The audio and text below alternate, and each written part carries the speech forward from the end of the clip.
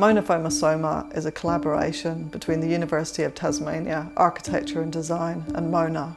And the idea was to create a mobile performance stage and recording booth that could be used for the festival and in future events.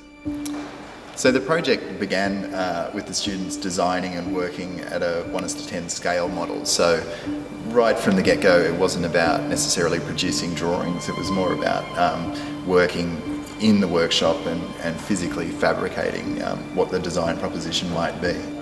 The MONA directors team was really fantastic to work with from a construction point of view.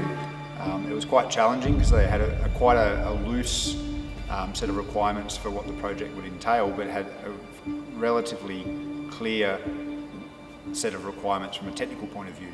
We had a range of materials already here. They were all produced at scale. The material palette was really interesting in that we had a timber miller generously essentially donate a large amount of Tasmanian oak timber. But also take a natural Tasmanian tint product and put it into a context where it's not normally seen. The students were broken up into teams to work on an elemental based project, and then as we progressed through the first week, those teams came together to make sure that the roof components would fit with the wall components and so forth. And then the second week was really about making it, so the same teams followed through into the construction of their elements. So the last few days of the project were really intense. We really had to push to get it done for the deadline.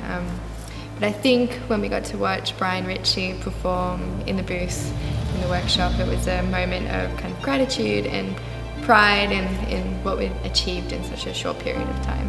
The interesting thing about the Learning by Making program here at the University of Tasmania is that in a lot of ways the architecture school is built around the workshop and getting students in there as much as possible. The MONA SOMA recording booth will go out for the MONA Festival, and the intention is for the MOFO production team to continue using it in subsequent years while MONA remains in Launceston, in the north of the state, and hopefully that fosters an ongoing relationship with the University of Tasmania.